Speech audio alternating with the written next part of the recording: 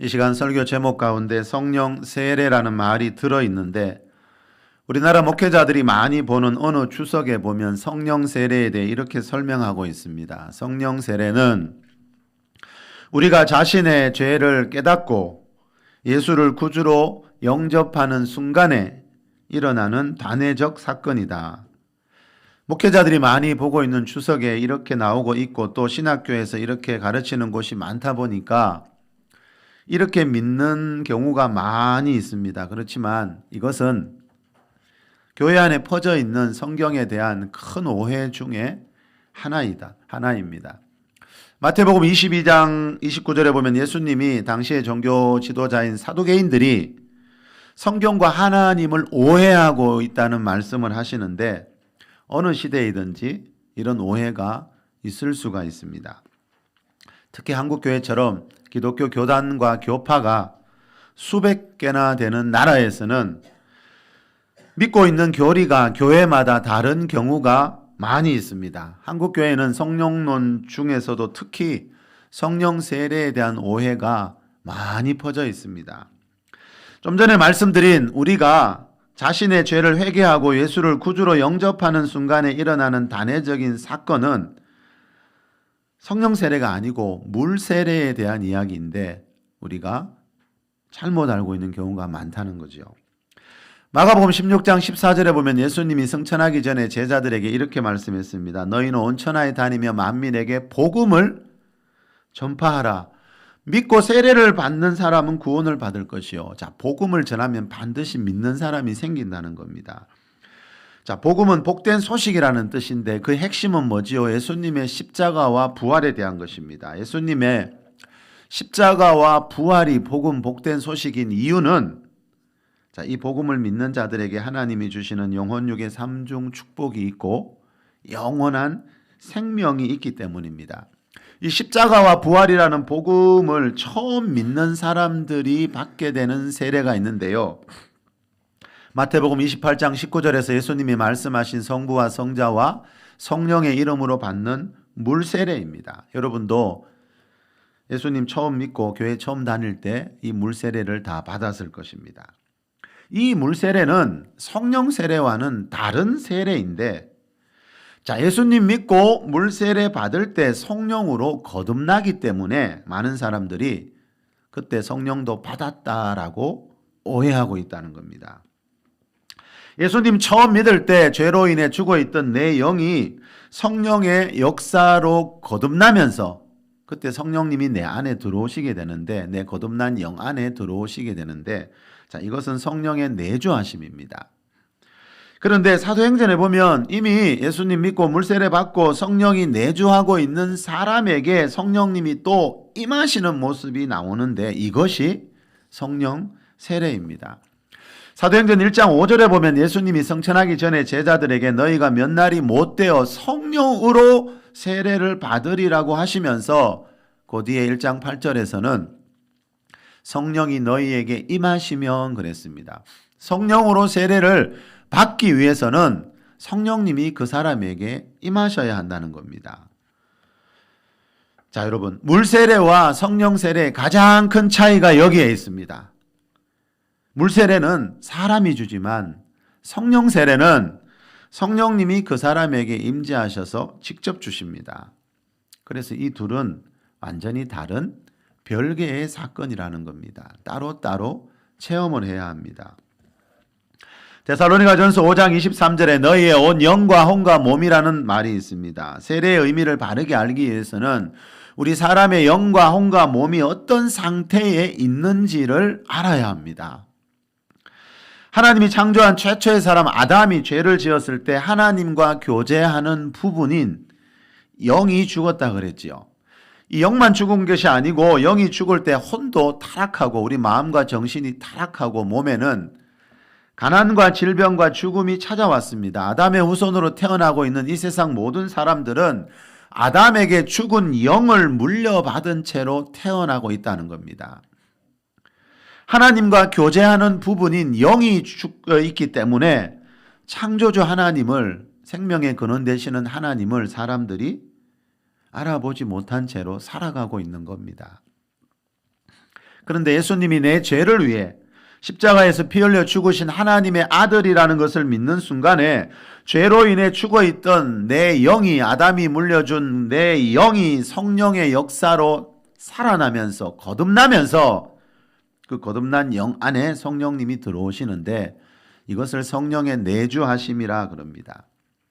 이렇게 예수님 처음 믿고 영이 거듭날 때, 즉 죄에서 구원받을 때 물세례를 받는데 이 물세례는 다시 한번 말씀드리지만 성령의 내주하심에 대한 이야기입니다. 그런데 사도행전 1장 8절에서 예수님이 말씀하신 성령이 너희에게 임하시면 할 때의 성령의 임하심은 성령의 내주하심과는 차원이 다른 이야기라는 겁니다.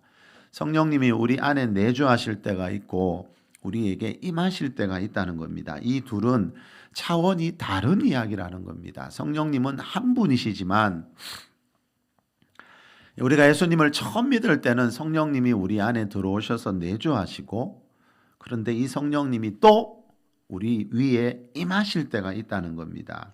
물세례는 내주하시는 성령님 이야기고 성령세례는 임하시는 성령님과 관계된 이야기입니다. 히브리서 6장에 보면 우리가 신앙생활할 때 가장 기초가 되는 반드시 알아야 되는 그리스도의 도의 초보 6가지가 나오는데 그 중에 하나가 물세례와 성령세례 즉 세례들입니다.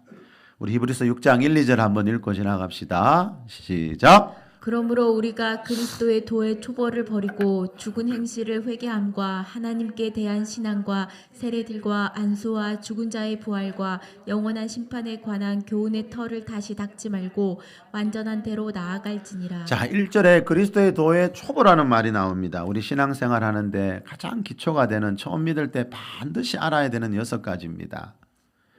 2절에 이 교훈의 터를 다시 닦지 말고 완전한 대로 나아갈지어다. 예수 처음 믿을 때 이거를 확실하게 닦아 놔야 신앙생활 하면서 더 완전한 대로 영적인 세계가 어마어마하게 넓고 그 영역이 그 안이 무진장이 깊거든요. 이 그리스도의 도의 초의 6가지를 반드시 잘 닦아 놔야 신앙생활 하면서 더 완전하고 깊은 곳으로 갈 수가 있다는 겁니다. 여러분 최근에 이런 제목의 기사가 났는데 본 적이 있습니까? 철근, 절반 누락, 붕괴 위험. 여러분 철근은 아파트 전체의 무게를 받쳐주는 역할을 한다 그럽니다. 그런데 요즘 짓는 아파트 중에 이 철근을 제대로 넣지 않아서 건물이 붕괴될, 넘어질 위험에 처해 있다는 기사입니다.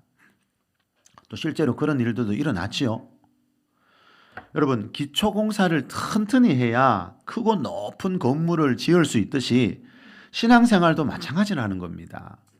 신앙생활도 처음 할 때 기초가 되는 이 6가지 교훈의 틀을 확실히 닦아둬야 예배 드릴 때마다 더 완전한 대로 더 깊은 대로 나아갈 수가 있다는 겁니다. 이 6가지 교훈 중에 한국 교회에서 가장 약한 부분이 요 2절에 나오는 세례들과 안수입니다. 세례가 아니고 세례들입니다. 세례를 받고 교회 다니면 안 되고요. 세례들을 받고 교회를 다니라는 말입니다. 자, 세례들이라고 말하는 이유는요. 그리스도인들이 받아야 하는 세례는 한 가지만 있는 게 아니고 물세례 외에도 성령 세례가 있다는 겁니다. 이 둘은 각각 경험해야 되는 별개의 사건이기 때문에 세례들이라고 말하고 있는 겁니다. 자, 사도행전을 보면 분명히 알 수 있는데요. 오늘 본문도 이것에 대한 말씀입니다. 우리 오늘 본문 맨 마지막 절인 사도행전 11장 18절 한번 더 읽어봅시다. 그들이 시작. 그들이 이 말을 듣고 잠잠하여 하나님께 영광을 돌려 이르되 그러면 하나님께서 이방인에게도 생명 얻는 회개를 주셨도다. 자, 하니라. 그들이 이 말을 듣고 잠잠했다고 하는데 현대인의 성경에 보니까 이 말이 이렇게 번역됐습니다. 그들이 이 말을 듣고 의심이 풀어져서. 자, 그들이 잠잠했다는 말은요. 의심했던 것들이 풀어져서 더 이상 따지지 않았다는 겁니다. 자, 1절 이하에 나오듯이요. 베드로 사도가 이방인의 집에 가서 복음을 전하고 함께 먹은 것 때문에 이 사람들이 비난을 하고 있잖아요. 그런데 이 사람들이 베드로의 말을 듣고 난 뒤에 이제 의심이 사라지고 이제 그 이유를 알겠다는 겁니다. 그들이 의심이 풀어지면서 뭐라 그럽니까? 그러면 하나님께서 이방인에게도 생명 얻는 회개를 주셨구나. 이제 처음 알았다는 겁니다. 자, 이 당시만 해도 유대인들은요, 자기 민족 유대인들만이 하나님께 택함 받고 하나님께 구원받을 수 있는 하나님의 백성이라는 이 잘못된 선민 사상을 갖고 있었는데 그게 아니라는 것을, 이방인들도 예수 믿기만 하면 예수님 안에 있는 새 생명 얻고 허물로 죄로 죽어있던 영이 거듭나서 성령님이 내주하신다는 것을 이제야 알겠다는 겁니다. 자, 우리 오늘 본문 맨 첫 부분인 1절에서 4절도 한번 읽어봅시다. 유대에 있는 시작. 유대에 있는 사도들과 형제들이 이방인들도 하나님의 말씀을 받았다 함을 들었더니 베드로가 예루살렘에 올라갔을 때에 할례자들이 비난하여 이르되 내가 무할례자의 집에 들어가 함께 먹었다 하니 베드로가 그들에게 이 일을 차례로 설명하여. 자, 2절에 보니까 베드로가 예루살렘에 올라갔을 때 할례자들이 베드로를 비난하고 있습니다. 이 초대교회 지도자 중에 지도자인데, 그죠? 자, 이 할례는 뭡니까, 여러분? 유대인 남자들이 태어난 지 8일째 되는 날 치루었던 구약시대 의식을 말하는데 하나님 백성의 표시로 받는 겁니다. 자, 이 할례자들이라는 말이요, 현대인의 성경에 보면 할례받은 신자들, 할례받은 유대인 신자들, 유대인 그리스도인들 이렇게 번역되어 있습니다. 자, 좀 전에 18절에서 보았던 베드로의 말을 듣고 설명을 듣고 의심이 풀렸던 그 성도들을 말하는데요. 이 사람들은, 이 할례자들은 구약의 율법에 따라서 할례 받았다가 예수님을 믿게 된 유대인 성도들을 말합니다. 성경은 이 세상 모든 민족을 예수님이 태어난 나라 유대인과 그 외에 나머지 모든 나라를 이방인으로 이렇게 구별합니다. 자, 유대인들은요, 오랫동안 이 잘못된 선민 사상 속에 살다 보니까요, 베드로 사도가 3절에서 말하는 무할례자의 집에 들어가서 함께 먹고 교제했다는, 자, 이 말을 듣고 이 베드로를 비난하고 있는 겁니다. 자, 이 3절에서 말하는 무할례자의 집은요, 이 바로 앞장에 나오는 로마 사람 고넬료의 집입니다. 베드로 사도가 얼마 전에 이 로마 사람인 고넬료의 집에 가서 복음을 전하고 함께 먹었다는 소리를 듣고 지금 이 할례 받은 유대인 그리스도인들이 베드로를 비난하고 있는 겁니다. 자, 4절에 보니까 베드로가 그들에게 이 일을 차례로 설명합니다. 자기가 왜 이방인 고넬료의 집에 가게 되었고 거기 가서 복음 전하면서 예배 드렸는지, 그리고 그날 예배 드리면서 무슨 일이 있었는지 설명하고 있습니다. 자, 5절에 보면은요, 베드로가 기도할 때 보았던 환상 이야기를 합니다. 자, 환상은 여러분, 하나님이 보여주시는 하나님 나라의 음성이 담긴 어떤 그림을 말합니다. 자, 예수 믿는 사람들은 누구나 볼 수 있는 가능성이 다 있습니다. 그 환상 속에는 우리를 향한 하나님의 어떤 음성이 들어 있습니다. 자, 이 베드로가 기도하다가 환상을 보았는데 뭐가 보였습니까? 하늘에서 큰 보자기 같은 그릇이 내려오더니 그 안에 4발 가진 것과 여러 들짐승 같은 동물들이 들어 있었습니다. 자, 이 환상을 보고 있는데 베드로야 잡아먹어라 하는 말이 들려서 베드로가 뭐라 그랬지요? 주님, 그럴 수 없습니다. 속되거나 깨끗이 하지 않은 것을 저는 먹은 적도 없고 먹지 않습니다. 이렇게 말하니까 하나님이 깨끗하게 하신 것을 네가 속되다고 하지 말라라는 음성이 또 들립니다. 자, 이 동물들은요, 레위기 11장에 보면 하나님이 먹지 말라고 한 동물들이 많습니다. 그래서 베드로는 먹지 않겠다고 한 것인데 하나님이 깨끗하게 하셨다는 말은 이제 그런 음식법은 예수님 오신 이후에 사라진 율법이라는 겁니다. 자, 구약에 나오는 하나님 말씀을 율법이라 그러는데요. 많은 분들이 이 신약 시대에 와서는 구약의 율법이 다 폐해졌다 이렇게 말하는 분들이 많은데 다 폐해진 게 아니고 구약의 율법 중에 일부분이 폐해졌다, 일부분이 사라졌다는 것을 꼭 기억해야 됩니다. 마태복음 5장 17절에 보면 나옵니다. 예수님이 나는 율법을 폐하러 온 것이 아니라 그랬는데 이상하게 많은 분들이 지금은 율법의 시대가 아니고 율법의 시대는 다 갔다 이렇게 말하는 경우들도 참 많더라는 거죠. 자, 예수님 오신 이후에 사라진 율법들도 있는데 자, 골로새서 2장 16절을 보면 그게 뭔지 알 수 있습니다. 자, 우리 앞에 보고 골로새서 2장 16절 큰 소리로 한번 읽어보겠습니다. 시작. 그러므로 먹고 마시는 것과 절기나 초하루나 안식일을 이유로 누구든지 너희를 비판하지 못하게 하라. 자, 여기서 말하는 여러분, 자, 먹고 마시는 것, 절기, 초하루, 안식일 이후로 누구든지 너희를 비판하지 못하게 하라. 요 뒤에 말씀 우리 한 구절 더 읽어봅시다. 빌립보서 2장 17절도 한번 읽어봅시다.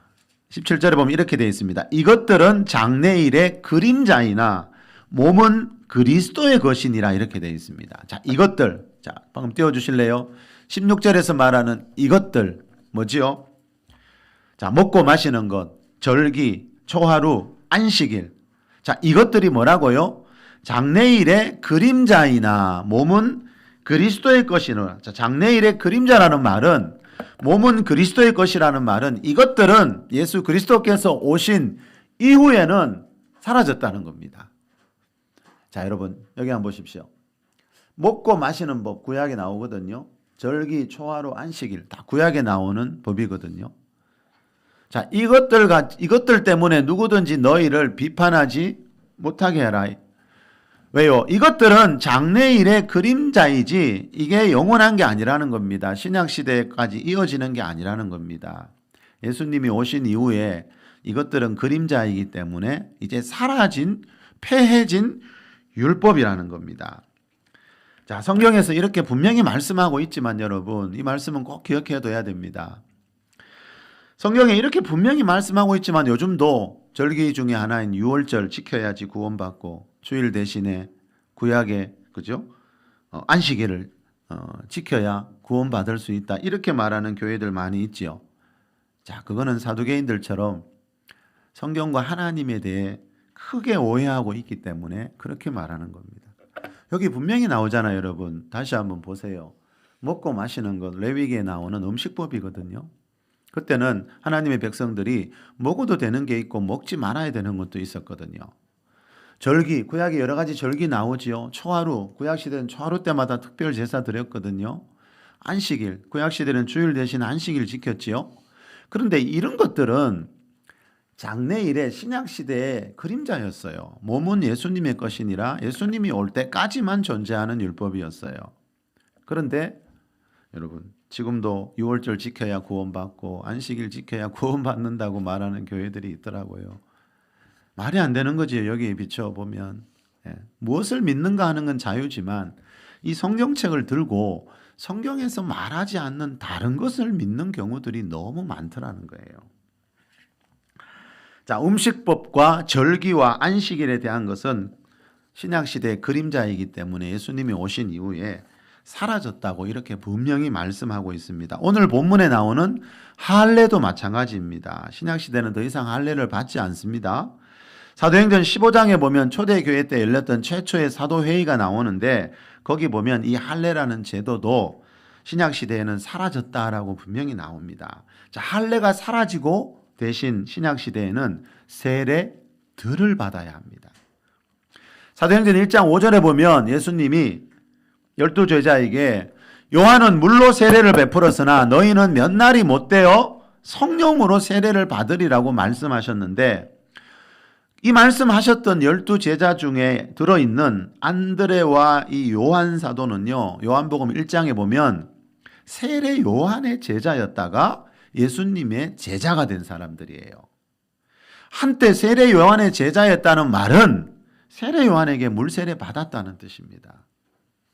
이 두 제자만이 아니라 마태복음 3장 5절에 나오는 이때 예루살렘과 온 유대와 요단강 사방에서 다 그에게 나와 세례받았다는 말에서 알 수 있듯이 그 당시에 유대인 중에 어지간한 사람들은 다 세례 요한에게 와서 물세례 받아서 예수님까지 받았잖아요. 이 말은 그 나머지 제자들도 다 물세례를 받은 사람들이라는 겁니다. 무슨 말인가 하면 예수님은 지금 물세례 받은 자들에게 물세례와는 차원이 다른 또 다른 세례, 성령 세례가 있으니까 내가 승천하고 난 뒤에 흩어지지 말고 모여서 이 세례 받을 때까지 모여 있으라는 말씀을 하셨다는 겁니다.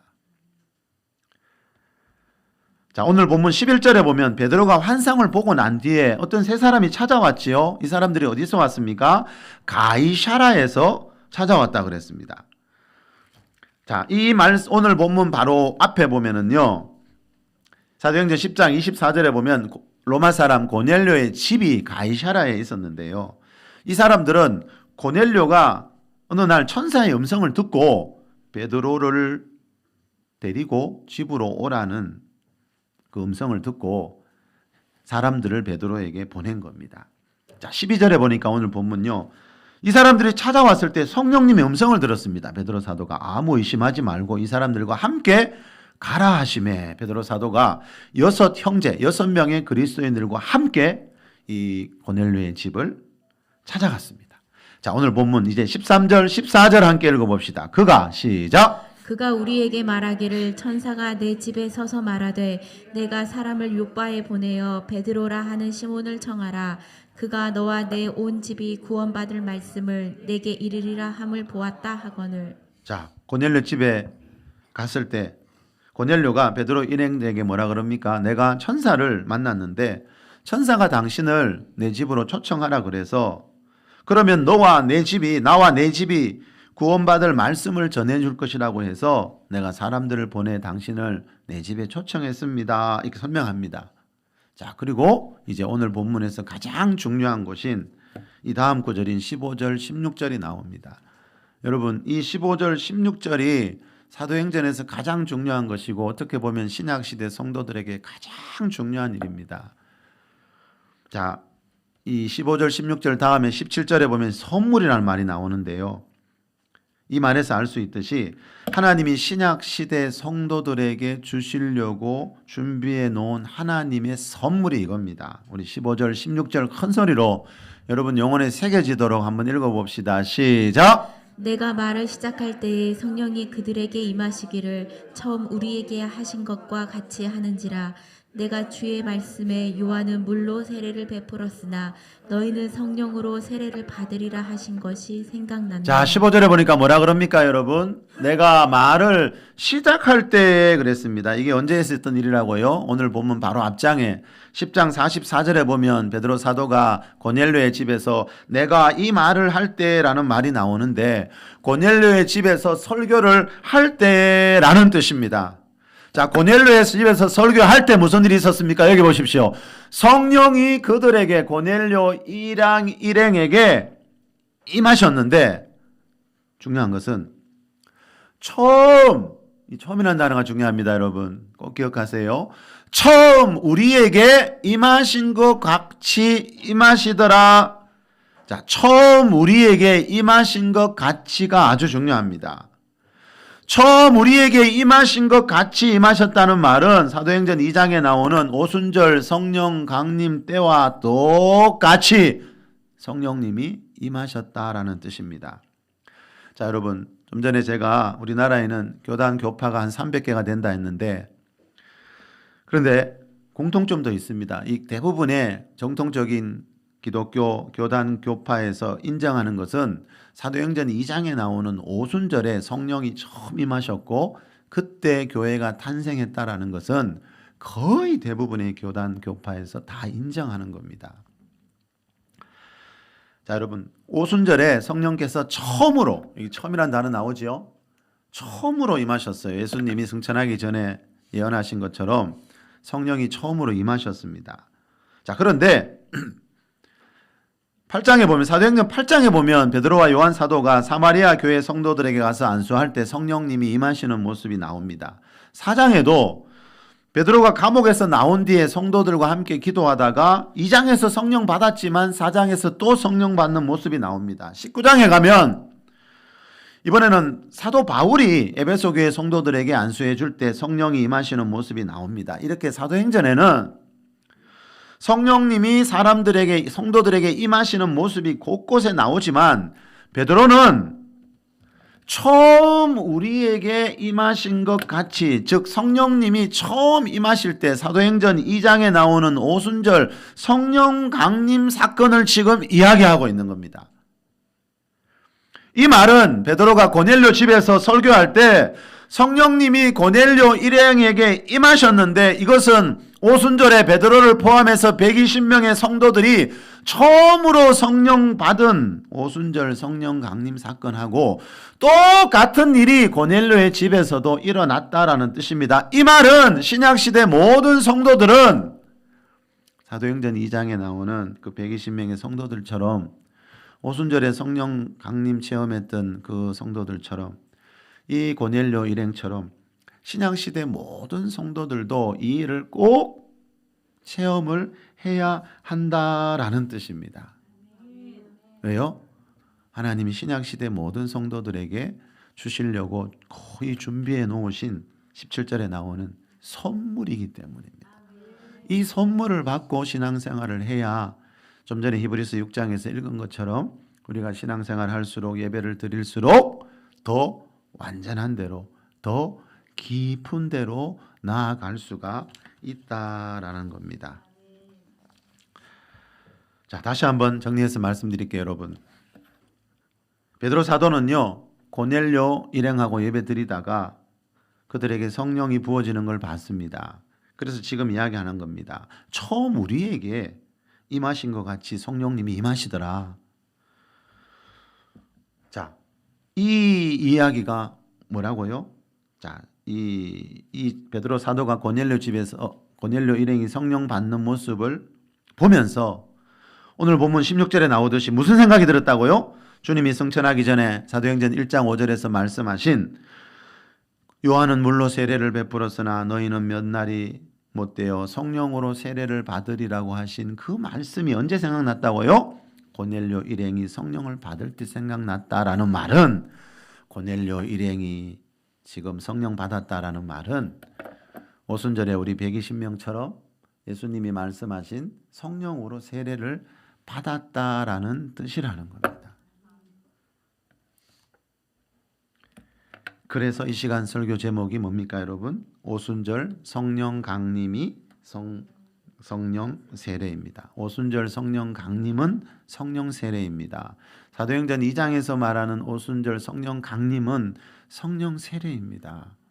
교단마다 이거 믿는 게 다 다르지만 아무리 성경을 봐도요, 예수님이 사도행전 1장에서 말씀하신 너희가 몇 날이 못되어 성령으로 세례를 받으리라는 말씀이 이루어진 곳이 사도행전 2장에 나오는 오순절 성령 강림 사건이고, 많은 사람들이 그 오순절 성령 강림 사건은 초대교회 때만의 특별한 그 사람들만 경험할 수 있는 일이라고 믿는 사람들이 많지만 그게 아니라는 거, 오늘 본문 고넬료에서 집에서 일어났던 일을 보면 알 수가 있다는 겁니다. 이 말은 사도행전 2장에 나오는 오순절 성령 강림 사건은 그 이후에 고넬료 일행에게도 이어졌다는 말은 신약시대 모든 성도들에게 하나님이 이 선물을 주시려고 준비해 놓은 거라는 겁니다. 자, 이 선물을 받고 신앙생활을 해야 여러분 예배를 드릴수록요, 히브리서 저자가 말하는 그 완전한 데가 뭔지, 영의 세계 깊은 데가 뭔지를 우리가 알 수가 있습니다. 자, 그러면 고넬료의 집에서 성령 받을 때 무슨 일이 일어났는지 바로 앞장에 나오는 우리 10장 44절에서 48절 말씀 우리 큰 소리로 한번 읽어봅시다. 베드로가 시작. 베드로가 이 말을 할 때에 성령이 말씀 듣는 모든 사람에게 내려오시니 베드로와 함께 온 할례 받은 신자들이 이방인들에게도 성령 부어 주심으로 말미암아 놀라니 이는 방언을 말하며 하나님 높임을 들음이러라. 이에 베드로가 이르되 이 사람들이 우리와 같이 성령을 받았으니 누가 능히 물로 세례 베품을 금하리요 하고 명하여 예수 그리스도의 이름으로 세례를 베풀라 하니라. 그들이 베드로에게 며칠 더 머물기를 청하니 예수 그리스도의 이름으로 받는 세례는요, 예수님이 마태복음 28장에서 말씀하신 성부와 성자와 성령의 이름으로 받는 물세례입니다. 이 예수 그리스도의 이름으로 받는 세례는 성부와 성자와 성령의 이름으로 받는 세례를 요약해서 약칭으로 하는 말입니다. 사도행전 19장에도 보면은요, 요한의 물세례밖에 받지 못했던 에베소의 성도들이 사도 바울에게 주 예수의 이름으로 물세례 받는 모습 나오지요. 그리고 그 다음에 성령 세례를 받습니다. 자, 고넬료 일행은 이 순서가 다릅니다. 이 고넬료 일행은요, 성령 세례 받고 난 뒤에 물세례를 뒤에 받았습니다. 이 순서는 상관이 없습니다. 사람마다 다를 수 있습니다. 중요한 것은 세례만 받지 말고 물세례와 성령 세례, 즉 세례들을 받아야 한다라는 겁니다. 자, 그런데 그러면 여러분, 베드로 사도는 이날 고넬료 일행이 성령 받았다는 것을, 즉 고넬료 일행이 47절에 나오죠. 이 사람들이 우리와 같이 성령을 받았다라는 것을, 우리와 같이 말은 뭐지요? 처음 오순절에 성령 임할 때 같이 받았다라는 것을 그러면 어떻게 알았을까요? 성령님은 우리 눈에 보이시지 않는데 말입니다. 자, 45절에 보니까 여러분, 베드로와 함께 온 할례 받은 신자들, 그 유대인 그리스도인들이 이방인들에게도 성령 부어 주심으로 말미암아 놀랐다 그랬지요. 이 함께 갔던 6명의 그리스도인들요. 우리 유대인만 하나님의 택한 백성이지 알았는데 이 이방인들에게도 성령을 부어주는 걸 처음으로 보니까 이 사람들이 놀랐다는 겁니다. 자, 그러면 성령님 우리 눈에 보이지 않는데 이 사람들은 성령이 고넬료 일행들에게 부어졌다라는 것을 어떻게 알았는가 이 말입니다. 답이 뭐죠? 46절에 여러분 시작. 이는 방언을 말하며 하나님 높임을 들음이라. 이는 방언을 말하며 하나님 높임을 들음이라. 이 말이 뭡니까? 방언을 말하는 보고 이 사람들이 우리와 똑같이 성령을 받았구나, 성령으로 세례를 받았구나 라는 것을 알았다는 겁니다. 성령으로 세례를 받게 되면 누구나 방언을 말하게 되고 하나님을 높이는 말들을 자꾸 하게 된다라는 겁니다. 자, 성령 세례를 받을 때 나타나는 표적들이 있다는 겁니다. 그래서 초대교회 성도들은 이 사람이 초대교회 때 오순절에 우리와 같이 성령을 받았는지 아닌지를 알 수가 있었다라는 겁니다. 자, 고린도전서 14장 14절에 보면요, 내가 만일 방언으로 기도하면 나의 영이 기도하는 거다 사도 바울이 말씀했지요. 자, 좀 전에 말씀드렸죠. 우리가 예수님 처음 믿을 때요, 아담이 물려준 그 죽은 영이 다시 살아나고 거듭납니다. 자, 그 거듭난 영은 말을 할 줄 압니다. 저는 지금 제 마음에서 나오는 말을 설교를 하고 있거든요. 근데 제 영에서 나오는 또 다른 말이 있습니다. 그게 방언입니다. 내가 만일 방언으로 기도하면 나의 영이 기도하는 거다. 이 말은 예수님 믿고 영이 거듭난 사람이라면 어린이든지 할머니든지 누구든지 영으로 말을 할 수 있는데 그게 방언 기도라는 겁니다. 고린도전서 14장 2절에 보면 방언을 말하는 자는 하나님께 비밀을 말함이라 그랬습니다. 이 말은 하나님은 영이 거듭난 성도들이 영으로 기도하면서 하나님과 비밀을 나누는, 즉 아주 친밀한 관계를 원하신다는 겁니다. 비밀을 나눈다는 것은 관계에 대한 이야기잖아요. 친밀한 관계.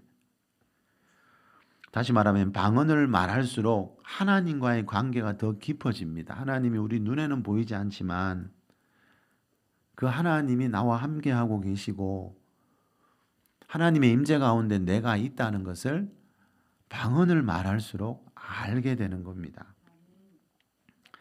자, 사도행전 2장에 그 오순절 성령 강림 처음 일어날 때요, 성령님이 처음으로 120명의 성도들에게 임하실 때, 다시 말하면 예수님이 사도행전 1장에서 말씀하신 성령 세례 처음 받을 때 그 120명에게 무슨 일이 일어났지요? 사도행전 2장 4절에 보면 이렇게 나옵니다. 그들이 다 성령의 충만함을 받고 성령이 말하게 하심을 따라 다른 언어들로 말하기를 시작하니라. 자, 다른 언어라는 말이 개역 성경에는 방언이라고 되어 있습니다. 그 아래 6절 8절에도 방언이라고 되어 있습니다. 그들 120명이 다 성령의 충만함을 받고 성령이 말하게 하심을 따라 다른 언어들로 말하기를 시작한, 이게 뭐라고요? 예수님이 사도행전 1장 5절에서 예언하셨던 성령 세례라는 겁니다. 자, 성령 세례 받을 때, 고넬료 일행이 성령 세례 받을 때 방언을 말하고 하나님을 높였다 그랬죠. 자, 방언이 여기서는 뭐라고 표현되어 있습니까? 성령이 말하게 하심을 따라 방언으로 말합니다. 이 말은 성령님이 우리에게 임하실 때 성령님이 내 영에게 어떤 말을 주십니다. 그러면 내가 의지적으로 또 내 입을 벌려서 그 말을 하는 것이 바로 방언이라는 겁니다. 자, 이 120명의 성도들은 여러분, 예수님의 12제자들도요, 예수님이 승천할 때 말씀하신 성령 세례가 뭔지를 몰랐습니다. 처음 들어봤거든요. 물론 세례 요한이 그 전에 예수님 오셔서 성령 세례 주신다 말을 했지만 성령 세례를 받은 사람들이 없기 때문에 성령 세례가 뭔지를 몰랐습니다. 단지 예수님이 흩어지지 말고 모여 있으라고 했기 때문에 이 사람들은 성령 세례가 뭔지 모른 채로 120명이 모여서 그냥 오로지 기도하고 있었던 겁니다. 그런데 사도행전 2장에 나오듯이 오순절에 성령님이 바람처럼 불처럼 호련히 임하셔서 그들이 다 성령의 충만함을 받고 그들이 다 성령이 말하게 하심을 따라 방언으로 말하기를 시작하는 걸 보고 아, 이게 예수님이 사도행전 1장 5절에서 승천하기 전에 말씀하신 성령 세례구나라는 것을 그때 깨달은 겁니다. 그리고 이 일은 초대교회 때 그 120명 그 사람들에게만 주신 특별한 사건이 아니라 오늘 본문에 나오는 고넬료 일행을 통해서도 알 수 있듯이 누구나 우리와 똑같이 이렇게 성령을 받을 수 있다라고 오늘 본문에 나오고 있습니다. 돈 바샴이라는 목사님이 쓴 성령 세례 방언이라는 책에 보면 그 책의 2장 제목이 성령 세례가 무엇인가인데 여기 보면 이런 말이 나옵니다. 성령 세례는 그리스도인이 성령의 초자연적인 능력을 받아들이기 시작하는 두 번째 하나님과의 만남입니다. 두 번째 하나님과의 만남이라는 말은 전에 첫 번째 만남이 있었다는 겁니다. 예수님 믿을 때 성령의 초자연적인 역사, 능력을 경험했다는 겁니다. 그게 뭐지요? 좀 전에 말씀드린 예수님 처음 믿을 때 성령의 역사를 통해서 죄로 인해 죽어있던 내 영이 거듭나서 물세례 받는 걸 말합니다. 그게 하나님과의 첫 번째 만남이고 이 성령 세례는 하나님과의 두 번째 만남이라는 겁니다. 성령 세례 받을 때는 자, 그러면 이 두 번째 만남이 나에게 이루어졌는지 안 이루어졌는지 아는 기준이 있었다는 거지요.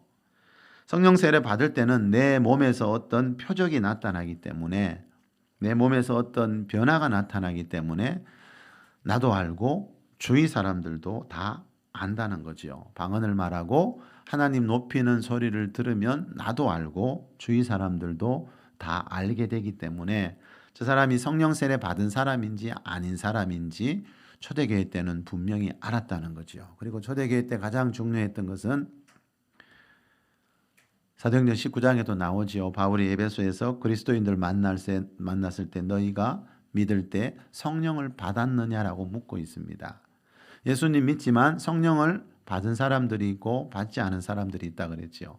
자, 여기서 말하는 성령을 받았느냐라는 말은 성령으로 세례를 받았느냐라는 뜻입니다. 어떻게 알 수 있지요? 그 뒤에 나오는 그 에베소 교회자들이 우린 성령이 있음도 모릅니다. 그런 게 뭔지 모릅니다 했을 때 그러면 너희가 무슨 세례를 받았느냐라고 또 반문하죠. 바울이. 이 말은 바울이 처음에 물었던 성령을 받았느냐라는 뜻은 성령으로 세례 받았느냐라고 묻는 겁니다. 그래서 그 사람들이 우리는 그런 거 모른다 그러니까 그러면 무슨 세례 받았노? 나머지 그 당시에는 요한의 물세례와 예수님이 제정하신 세례가 있었는데 이 사람들은 요한의 물세례만 받고 에베스라는 외국으로 와 있던 사람들이었어요. 그래서 예수님이 제정하신 성부와 성자와 성령의 이름으로 받는 세례를 알지 못했어요. 그래서 바울이 요한의 물세례를 받았다고 하는 자들에게 좀 전에 말씀드렸지요. 주 예수의 이름으로 성부와 성자와 성령의 이름으로 물세례를 주고 난 뒤에 그들에게 안수하니까 성령이 임하심으로 그들이 방언도 하고 예언도 하니 모두 12사람쯤 되니라. 이 말은 그들이 물세례 받은 뒤에 바로 성령으로 또 세례를 받았다라는 뜻입니다. 초대교회 사도들은 가장 중요했던 게 이겁니다. 여러분, 예수님 믿는 사람 만나면 내 나라든지 외국이든지 믿을 때 성령을 받았습니까? 이 말은 세례들을 받았습니까? 물세례 받고 난 뒤에 성령 세례 받았습니까? 라고 묻는 겁니다. 그래서 아직 성령 세례를 모르고 받지 않은 사람들에게는 안수할 때 성령이 그들에게 임하심으로 방언도 하고 예언도 하고, 고넬료의 집에서는 방언도 하고 하나님도 높이고, 이 말은 성령 세례 받을 때 기본적으로 방언은 따라오고 또 다른 은사들이, 다른 능력들이 사람에 따라서 다르게 나타나게 된다라는 뜻입니다. 방금 소개해드린 이 성령 세례 방언이라는 책에 보면 이런 말도 나옵니다. 이 두 번째 체험을, 하나님과의 두 번째 이 만남을 성령 세례라고 부르는데, 이것을 주신 목적은 그리스도인을 하나님의 능력으로 무장시켜 봉사의 일을 하기 위한 것입니다. 자, 이 말은 하나님과의 첫 번째 만남인 물세례는 죄에서 구원받는 것과 하나님 백성 되는 것과 관계 있지만, 이 두 번째 만남인 성령 세례는 하나님의 능력으로 무장해서 교회를 위해 봉사하기 위해서, 다시 말하면 우리가 영혼 구원하고 병든 자 치유하고 마귀의 일을 멸하기 위해서 필요한 거라는 겁니다. 그래서 첫 번째 만남인 물세례와 두 번째 만남인 성령 세례의 이 목적이 이렇게 다른 겁니다. 말씀을 맺겠습니다. 우리 주위에 보면 한동안 교회 열심히 다니다가 한동안 열심히 믿다가 세상으로 돌아가 있는 사람들이 참 많지요. 요즘 가나안 성도라 그러지요. 뭐 200만 명이 된다는 말까지 있어요. 여러분, 그분들은 거의 대부분 이 성령 세례를 받지 않은 분들이고요. 성령 세례를 통해서 성령 충만을 받지 않은 분들입니다. 예수님이 사도행전 1장 5절에서 너희가 몇 날이 못되어 성령으로 세례 받으리라 그랬다는 말이 2장 4절에는 어떻게 표현됐다고요? 그들이 다 성령으로 충만함을 받고 방언으로 말하기 시작했다 그랬죠. 자, 성령 세례 받을 때 성령의 충만을 경험하게 된다는 겁니다. 성령 세례는 한 번이지만 이 성령 세례를 통해 성령 충만을 한번 경험하고 난 뒤에는 계속해서 성령 충만을 반복해서 받을 수 있습니다. 그래서 바울이 에베소서 5장 18절에서 오직 성령으로 충만함을 받으라 이렇게 말하는 겁니다. 에베소 교회는 누가 있었지요? 이 19장에서 말하는 사도 바울에게 물세례 받고 성령 세례 받았던 그 12명의 사람들을 통해서 이루어진 교회가 에베소 교회거든요. 다시 말하면 그 에베소 교회 성도들, 초대교회 성도들은 물세례 받고 다 성령 세례 받은 사람들입니다.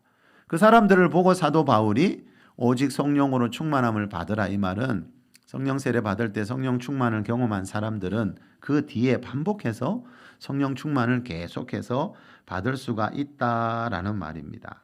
그래서 문장이 현재형입니다. 왜 계속 반복해서 성령 충만 받아야 될까요? 우리가 신앙생활 하다 보면, 살다 보면 이 받은 성령을 소멸시키는 일들이 많이 일어나기 때문입니다. 그래서 마태복음 25장에 보면 이 성령 받은 것을 기름에 표현합니다. 기름이 증가될 수도 있고 기름이 다 써서 바닥이 날 수도 있잖아요. 그래서 사도 바울은 계속해서 성령 충만을 받으라는 말씀을 하고 있는 겁니다.